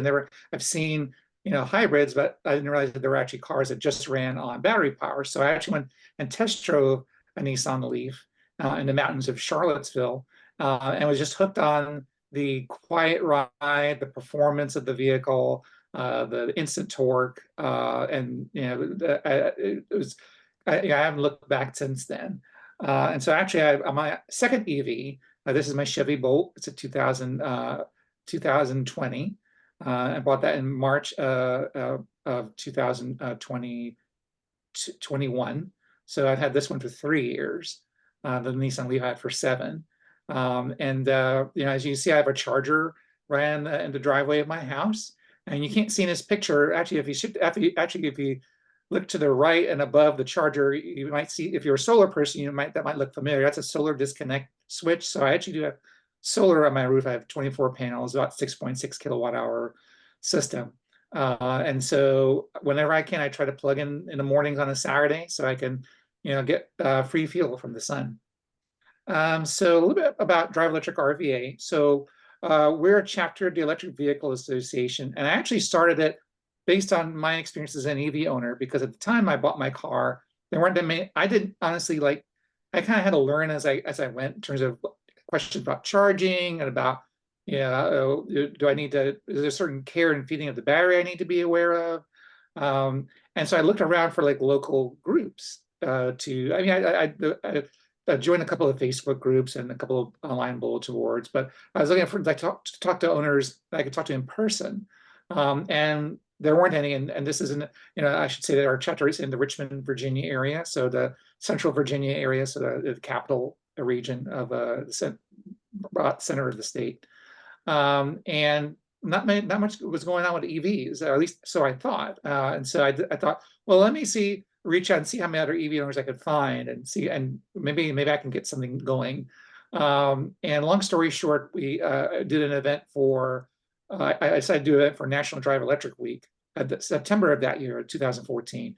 And I had no idea who was going to show up. And we ended up having a dozen vehicles. The local Nissan dealership brought a car for test drives. And we had it at the Science Museum of Virginia, and we had guest speakers and vendor tables. Just a lot more people showed up than I expected. And so it kind of grew from there, from that one sort of idea of, let's see how many people are interested in EVs. And it turned out a lot more people were interested than I thought. And we've just sort of grown since then. The pictures here, the other folks in the picture above on the upper left are actually helped me to start the organization in 2014. And the other picture is our current, some of the members of our current executive committee. 10 years later, we became a chapter of the Electric Vehicle Association in 2016 because we wanted to wait a little bit to kind of see how much traction we had. And, we had a lot of people coming to our events and having a growing number of volunteers, and felt we were at the right place to be a chapter. And so we've been a chapter since then. And we're actually one of the larger chapters in the Mid-Atlantic region by number of paid members. And then we have about 300 plus folks in our mailing list, and over 1,000 followers on Facebook, and bunches of other people who track us through Twitter and X and Threads, and we try to be in all the social medias. So basically the things that we do, I guess in general, we would break it down to 2 buckets. One is doing high profile events, so trying to get at electric vehicle technology in front of the general public, because our mission is to basically get people, to educate and excite people about electric vehicles in the metro region. And so when we did the picture on the lower left is from the auto show, the Virginia International Auto Show. So we've had EVs on display there for a number of years. We've had electric school buses, bikes, cars, fleet vehicles. We've worked with other local dealers to encourage them to bring vehicles to their parts of the showroom. So that's been very successful. And then the other picture shows our Earth Day event, which we did earlier this year, this past April, in the Northern Neck region of Virginia. We actually did a little cruise. The four vehicles, the rightmost vehicles, we did a cruise from Richmond about an hour and a half over to the Northern Neck, which is more towards like the beach area or the water side of the state. That's towards the east, and set up at that Earth Day event there. You see the vehicle there, a Model X joined us there, and so we've gone to these high-profile events again. Try to get as many people as possible in one shot, and give people a chance to see the vehicles, talk to the owners, and learn from their experiences. The other thing we do is more targeted outreach, which is something we did a little bit of before, and we really strategically focused on it this year, in terms of like, in addition to doing broad based sort of general public events, trying to target specific audiences at smaller events. So picture on the left is, you guys were talking about conversions earlier. This is a classic car, an MG, that was converted to all electric by that gentleman there named Paul, who participated along with some other vehicles in a local car show, and he actually won the trophy for best EV. And so I've been working with local car shows to try to create an EV category and bring some vehicles out there, sort of get in front of the car enthusiast crowd. So people who might be interested in the technology because it's novel, because they like the design, not necessarily people who are into it for the environmental reasons, but just because they just think it's cool. And the picture on the lower right is from one of our EV roundups that we used to do until recently, where we go to local farmers markets and bring in a couple of EVs to display, and again, answer questions, give out information materials. That was a good targeted audience in terms of like people who are obviously interested in sustainability and supporting local farmers market. And so we tend to get a lot of folks who are interested for like environmentalists, people who are in more rural communities. So that helped us to tackle a couple of more targeted audiences. So a little bit about the EV market in Virginia. So I would say, let me go back one here. I think we all can acknowledge the fact that EVs are a niche in the overall automobile market. But I've always said this argument that it's a niche that's been continuing to grow, while the overall market has been shrinking in terms of the number of total vehicle sales. So the EV market has been consistently growing, and so you can see just I pulled in the numbers from 2023, and the growth has been, there's been a couple of slightly down years. Who knows where 2024 is going to end up, but the general growth trajectory has been upwards in terms of light duty and specifically battery electric and plug-in hybrids. And you look at Virginia, we've been doing pretty well, like in terms of percentage of electric vehicles, total light vehicle sales that are electric, and that will be again battery electric or plug-in hybrid. We went from 2.1% in Virginia to 9.7% in 2023. So we actually are slightly above the US total, because the US was 9.5%. So we're slightly better. Whereas in past years, we were both, there were a couple of years where we were about half that total of where the US was. And of course, California is like, they're light years ahead of the rest of us here. They're at 25, or their electric, the total light vehicle sales were electric. But Virginia is catching up, and Virginia typically is usually in the top 10 to 15 states when it comes to total EV sales, as well as percentage of total sales. So we're getting there. And in terms of charge ports, it's similar growth pattern. It's been steadily increasing, particularly on the fast charger side of things. The money from the NEVI program, the National Electric Vehicle Infrastructure Program on the federal level, I think will help boost that. But we've been getting a fair bit of investment from Tesla, from EVgo, ChargePoint, Electrify America, particularly EVgo, had signed a contract with the state of Virginia to build out a statewide network of chargers as using money from the VW settlement. And so all those chargers have been built out. And so that's helped to fill in some infrastructure. And you can kind of see from this picture kind of where they tend to bunch up. And not surprisingly, and this is probably a similar pattern you'd find in other states, is it tends to bunch together in metropolitan areas. So see that cluster there in Richmond. There's a cluster to the east in the Hampton Roads region. We get a rather significant cluster in the Northern Virginia area for various reasons.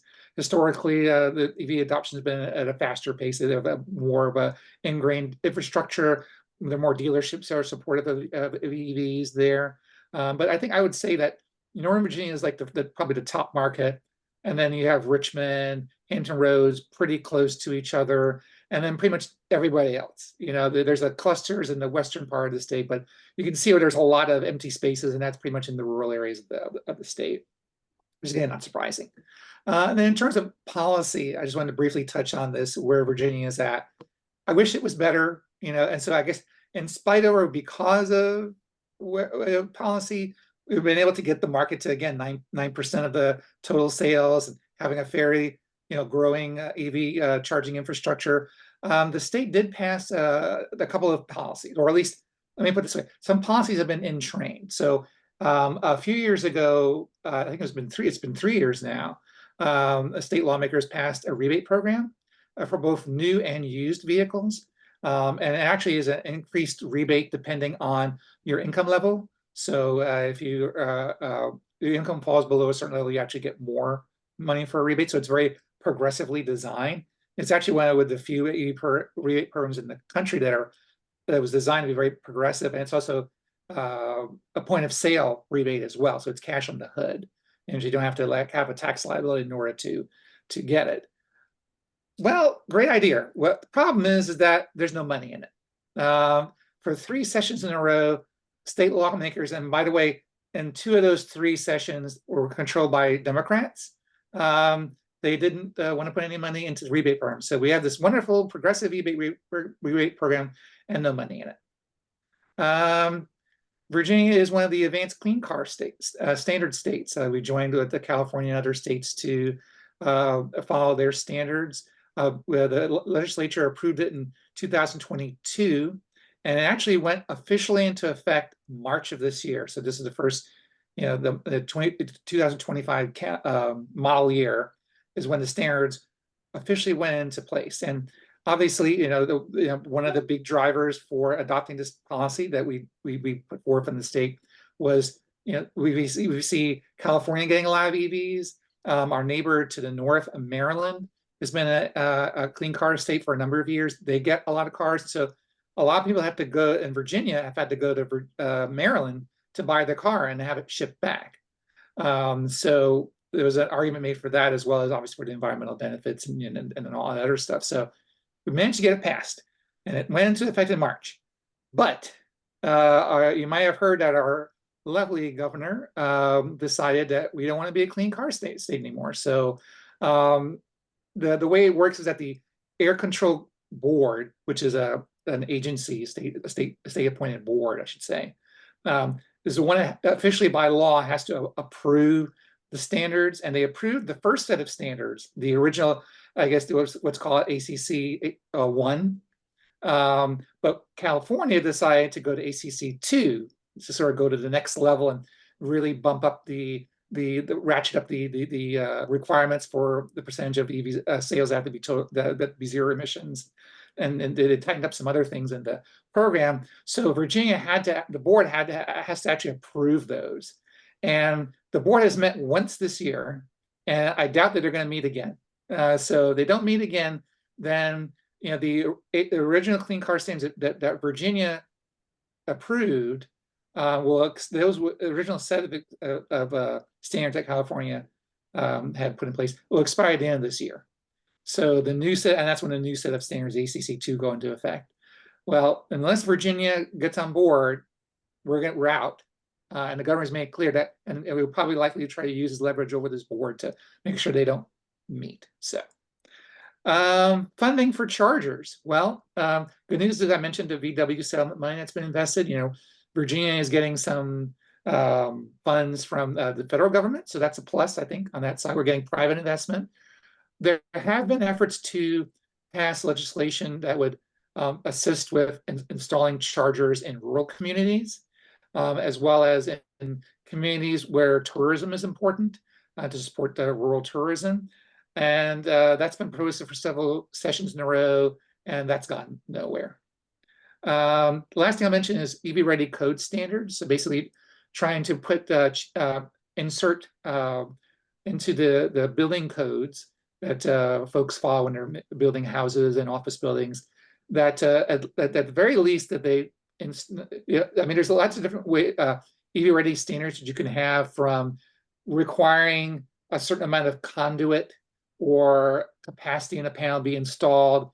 If you have so many parking spaces in either a retail development or in a multi-family housing unit, all the way up to having to actually require to put in a certain number of chargers per number of parking spaces or number of units in a development or so forth. Well, that hasn't gone anywhere either. They've tried to pass it legislatively, and the lawmakers say it's not our job to change the code. That's the job of this other group, which is a board that approves the state building code. The building state code board says, wait a minute, we shouldn't be deciding this. We're looking at the lawmakers too. So they keep basically tossing the hot potato back and forth between them. So as a result, I don't think we're ever going to get anywhere with the code standard. So overall, it's the policy standpoint is not that great. So if you think about it, if I were able to get to 9% of the market, slightly being the national average, and we have as many chargers that we do and as many EV owners as we have, given that the state has next to no supportive policies, that's pretty good in my book. But that's not the only challenge that we face. So obviously, now the market is projected to grow, but the question is how fast, right? So if we want it to grow fast, and I don't know about you, but I want it to grow faster because we're running out of time to make a difference in the amount of pollution that we're putting into the air that we breathe and the carbon that's screwing up our climate. So we really need to do more faster. But that's going to require more charging stations. That's going to require more electricity, and we were talking a lot about that earlier, and a lot more material for the batteries.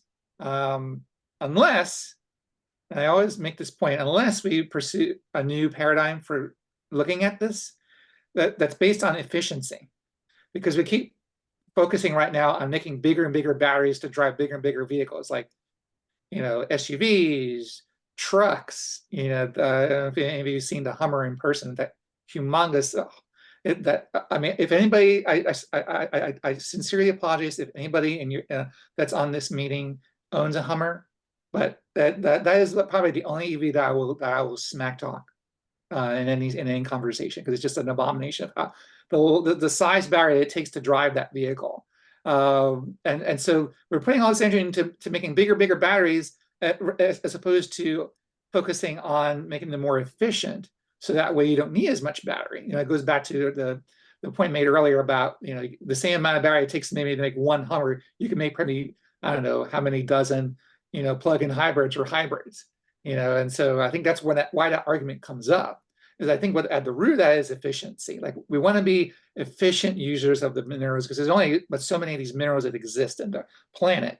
And of course, obviously, recycling is a big factor as well. We need to recycle more of those materials, as well as decrease vehicle miles traveled. So the idea is, let's reduce the amount of need for a car, and then the vehicle miles that are left should be electrified.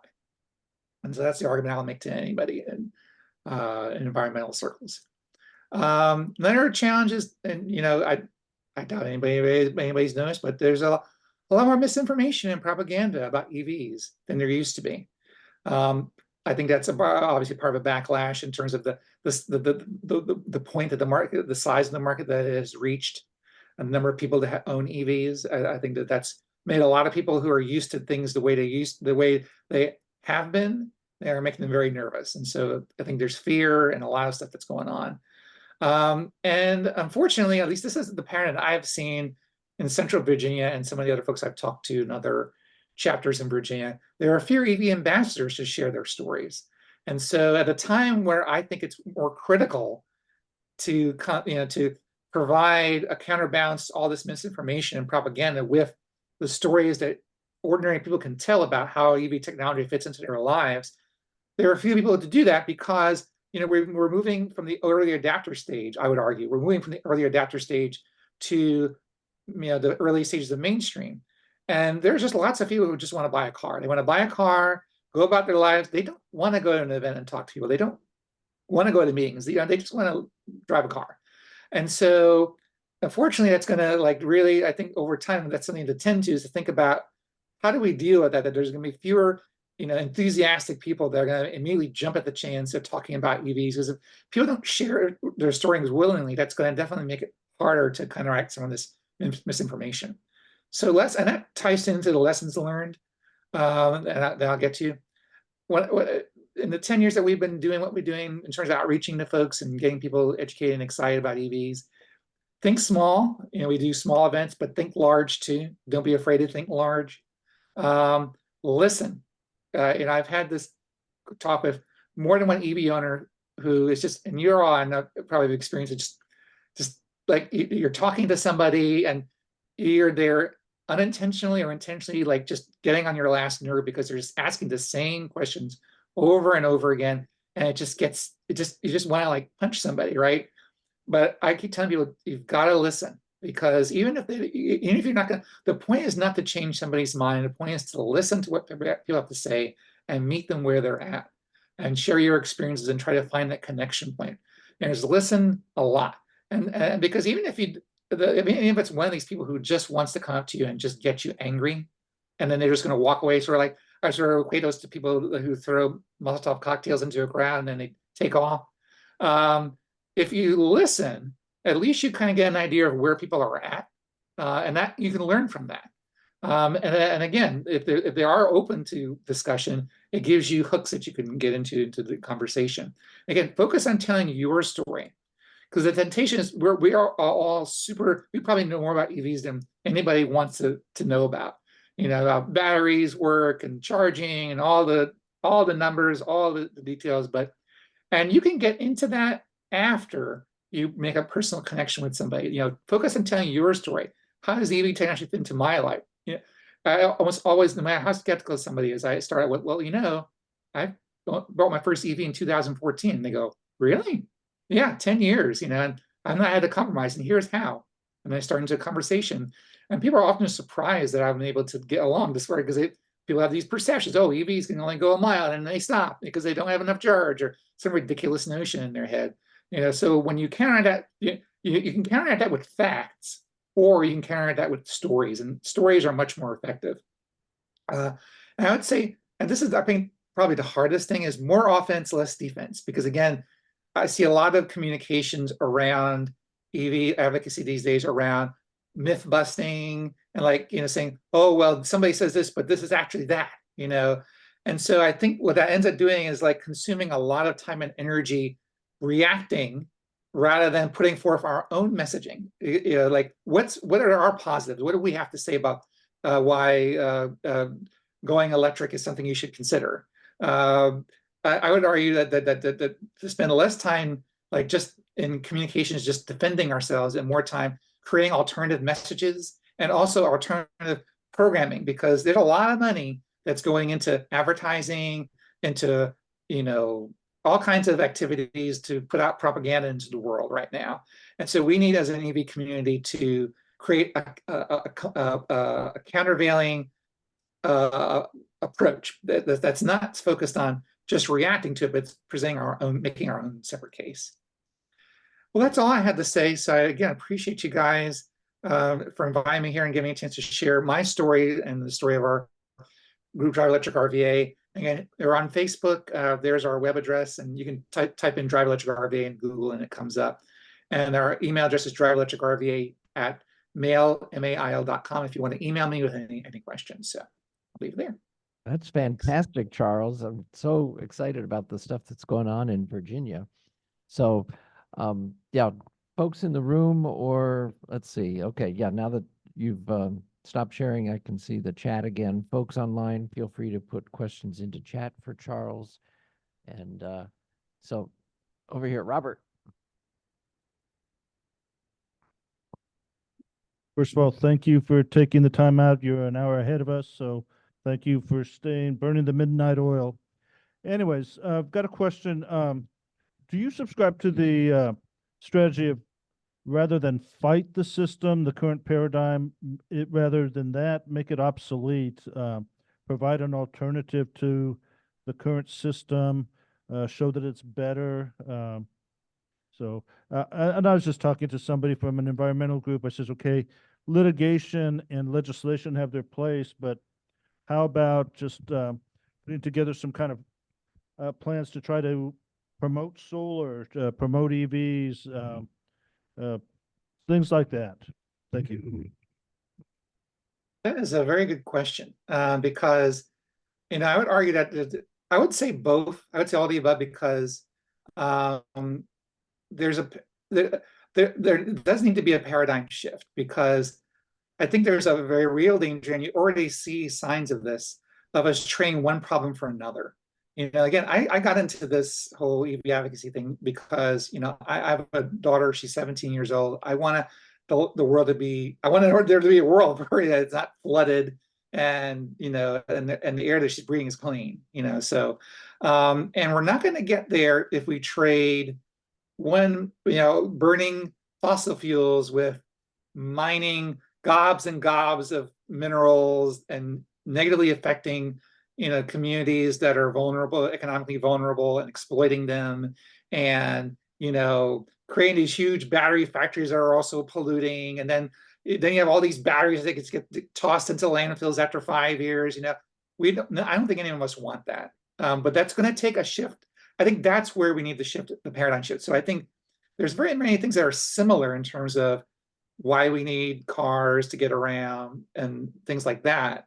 But the way in which we meet that need, I think, needs to change because to be more sustainable. That there is a huge opportunity to recycle batteries, and in fact, you're seeing some of that right now with as the demand for batteries has been going up. It's put up, it's driven up costs and or pricing of certain components of them. So that's driven the market for recycling. And so gradually you're getting companies and investment in that technology. And some, fortunately, as part of the IRA, there's some federal dollars always going into research as well. So that's very good news there. Unfortunately, there's also, and the automakers are investing in EV technology as well. Unfortunately, the automakers are also investing in gas cars too. There's also still investment in clean diesel and clean hydrogen, and all these other supposedly clean things that are really just fossil fuels, just repackaged different, but they still have the same problems and introduce new problems. So I think the short answer is we need to shift our paradigm in terms of how we meet our transportation needs. And again, going back to the idea of that, we need to think about like how often we're kind of stuck with the built environment that we have right now. I mean, I think there's opportunities to implement smart growth policies to address land that has not been developed. But there's still a ton of land that's already been developed. It's already urban or suburban, to a more developed degree, and that's not going to go away. And so people are going to have to drive.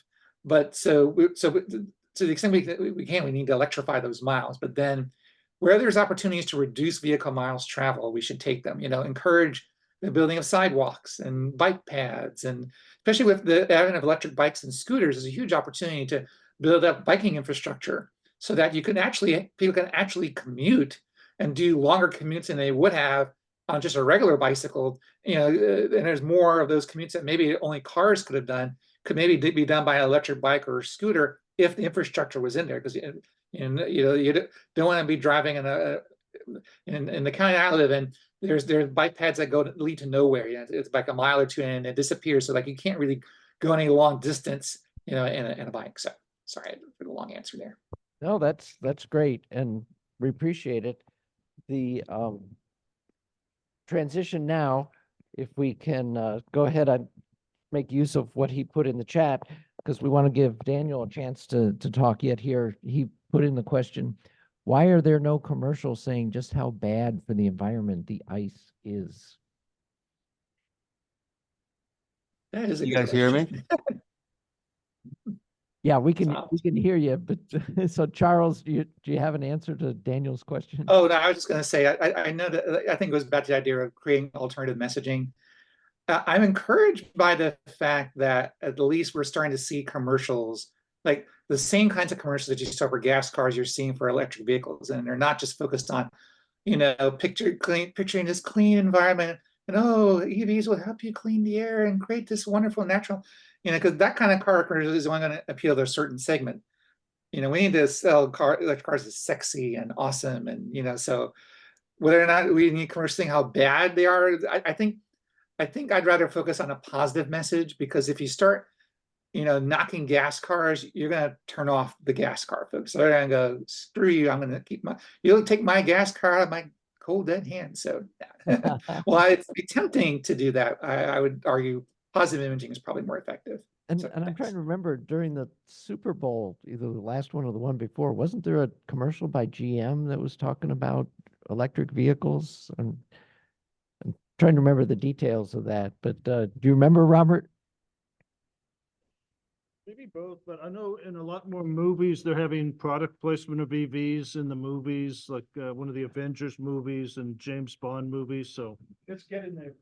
Yeah, although I think I remember in one of the James Bond movies, they put an electric Audi in there, but they added some artificial engine sounds. I guess they figured it just wasn't natural to have a car speeding off without any sound in a James Bond movie. But So kind of in answer to the person who in the chat, like you want to be careful about throwing stones, because as the gentleman in Virginia was just saying, your car batteries requires all this mining of exotic minerals and stuff. You go look at a lot of these EVs, they have these giant screens, and all that glass is very energy intensive to make. So if you start throwing those stones will come right back at you, and it could get very ugly. Also, what the gentleman in Virginia was saying about reducing the number of miles you have to go. Like I just came back from Vancouver about several weeks ago, and they're making the city more dense so that you just don't have to go that far. There's more, it's my hometown, so I've seen it change over the last 40 years. There's bicycle paths all over the place. And if you look on certain maps, you can see these long bicycle routes that cut through the city. And I see a lot of cyclists on the roads. They're not recreational cyclists. They have bags and stuff on them for, because they're commuting to and from work. They're not dressed in spandex and such. So, that's really, if, you want your grandchildren to have a world to live in, that's probably more the answer than buying a Tesla. great comment. Thanks. So, all right. So appreciate it, Charles. And also just the same as with Ralph, you're welcome to join us any second Thursday of the month, except for December when we do our social. You can join us on Zoom, and then our recorded meetings, if you miss one, are put on our YouTube channel by Colin. But Daniel, I'd like to hear what ideas that you have that you've already communicated with Robert Sanchez a little bit, but please tell us. Yeah, I think you guys can hear me, right? Yes, we can hear you fine. And I thank you so much. This is my first time I've been in the meeting. I was actually born in Wichita Falls back in 1965 in Texas. So I've actually lived there for a portion of my life. And I was kind of listening about what the gentleman just said, that, making the battery is a lot of energy intensive to make the battery, but the vehicle itself doesn't spend its entire time producing carbon monoxide, carbon dioxide, the whole time it's on the planet. It's not, using a consumer to refuel and take clean air and exhaust carbon dioxide out the back through the entire process of the vehicle being used. So An electric car really is the future. It is the next transition. I don't think we have a lot of time to just wait for all these things. I think things have to happen a little more quickly than they're happening right now. I'm a Kia auto mechanic. I've been with Hyundai and Kia for about 30 years. Third generation auto mechanic, and we're seeing some of the EVs, the EV9, the EV6 sell, but nowhere near the rate as the Sorrentos and the Tellurides and the Fortes. And I've been just saying it's not, doesn't seem like it's happening fast enough at the rate that the Earth is declining.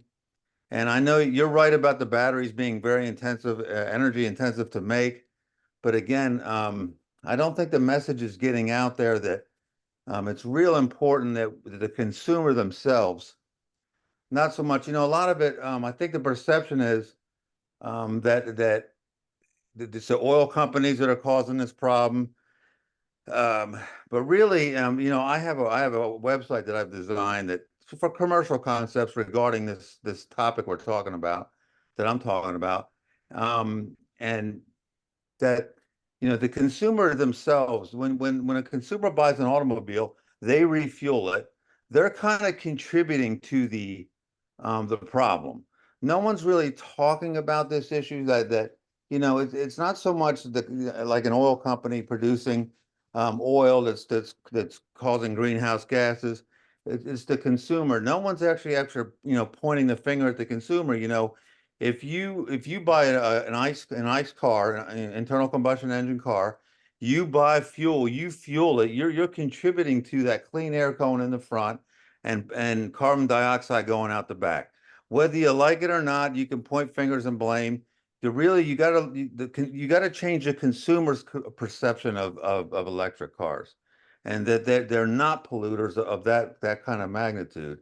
I've developed a character, Nicola Farad, it's an animated robot, and I've developed commercial concepts on this concept. I've got 3 of them online now, and I hired a Baden & Bowers, which is a publicity company, to start doing publicity for the company, because I'm looking for a partnership with an electric car company, a battery company, maybe even BorgWarner, someone who's real passionate about actually making this transition. We transitioned from the horse to the ICE. Well, now this ICE going into electric transition is not happening nowhere near as fast enough as it's supposed to. And I think speed is of the essence here, and it's just dragging a little bit. And it's just, again, I bang on these things every day. I work on these things, and for a living. And we talk about it in the shop all the time. This stuff needs to go quicker. So. That's great. I I'm really just kind of wanted glad- to touch on that. I'm sorry. Yeah, really glad that you're doing that from the auto mechanics point of view. We've also had here, they haven't come the last couple meetings, but the Counterman brothers are Audi technicians, and so they're seeing both the ICE cars and the EVs that the Audi dealerships where they work are putting out. So I really like your point of view, and I agree with you on trying to speed things up. As they had said back when there were horses, the horse manure and the actual dead horses in New York City would have overcome the city if they hadn't transitioned away after around 1910, because New York, of course, is much bigger now than it was back in 1910, and you can't imagine what they would do with all the problems that horses cause. And we've gotten to that scale of problems with ICE vehicles. Yes, we need to get to more electric vehicles, and people need to look at the total life cycle. That there's a certain amount of embedded energy in the battery, but how much energy is there in extracting and refining the oil that goes into every ICE car over the lifetime of that ICE car? And unfortunately, the lifetimes of all vehicles are getting to be longer and longer. But I will take a look at your website. So you wrote it down as nicolafarad.com, and I'll take a look at that, and I encourage other folks to look at that. And as I've mentioned before, this will be recorded. And we'll put it on our Facebook as well, so folks will be able to look at that. So, and also, you're welcome to come back next month. I think we need to wrap things up here. We've kind of reached 2 hours, And so we appreciate hearing what you've got going on there, Daniel. And I Thank think you so much. lots of folks are going to be interested. Robert? Well, once again, Daniel, thank you, especially at the last minute. Our minds are on a lot of things other than meetings and EVs at the moment, but anyways, you could, if you're looking for partners, you go to the main website, myeva.org. That's the parent chapter. And you Okay. reach out to some of the other chapters, like the Virginia chapter, and there's a whole bunch in California and Texas. And the worst they can do is ignore you or just say no. But you could reach out to them, and they could put your cartoons on their websites, on Facebooks.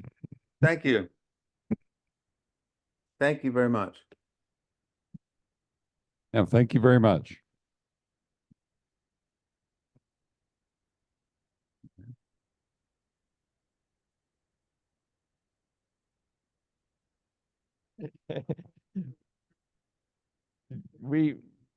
Yeah, we've got all kinds of things going on here. Appreciate it. And so we'll wrap things up. We'll be back here again, second Thursday in August. And so everybody can join us either in person or online. Oh, Robert's got things from the hydrogen convention. Okay. All righty. Bye-bye now, everybody. I see the question, where can we find your videos on YouTube? You can go to our Houston Electric Vehicle Association webpage or to Facebook, and you can just do a YouTube search for Houston Electric Vehicle Association. So that's the answer to the last chat question. We'll see you next month. Thanks. Bye-bye.